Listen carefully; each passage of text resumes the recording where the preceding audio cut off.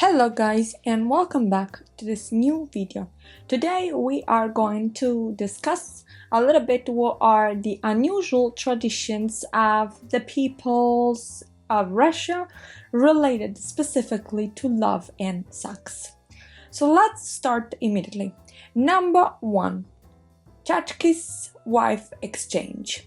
The Chachki called this tradition Nevtumgit, something that ethnologists have translated as partnership by wife. Men entered into a friendship agreement whereby each had the right to the wife of the other, and such an alliance could include more than 10 couples at a time. Each man could take his friend's wife for a few months and then return her to him. But it also happened that a man would keep another man's wife forever. The children born in such a marriage were also considered to be common, and the men were regarded as brothers.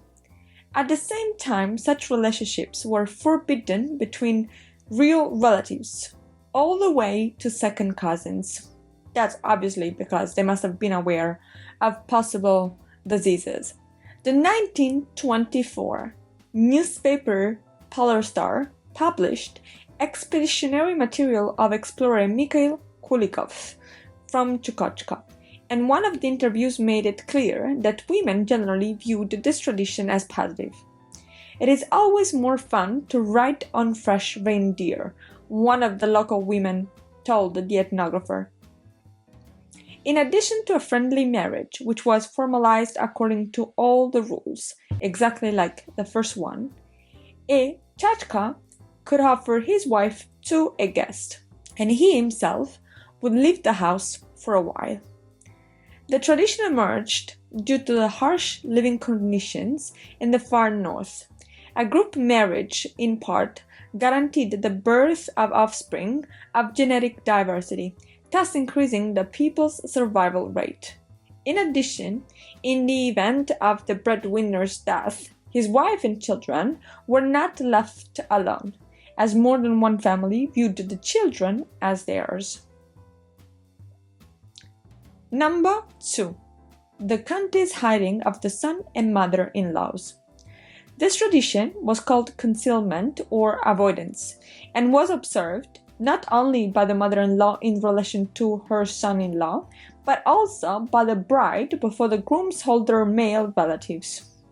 When a girl was promised, she began to appear in public with a kerchief and covered her face, and also met several unusual requirements.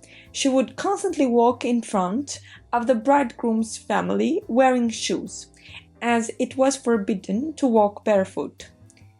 In the presence of the would-be husband's father and grandmother, she would hide her voice, that is, merely whisper. The mother-in-law also avoided her son-in-law, and sometimes it took unexpected forms. Soviet ethnographer Zoya Sokolova described a case when, in the presence of her son-in-law, a mother-in-law, not wearing a headscarf, covered herself with the hem of a skirt, although she was not wearing any underwear. The compulsory covering of the head was explained by the fact that the Kanti people believed that a woman's head was one of her 4 souls that had to be covered.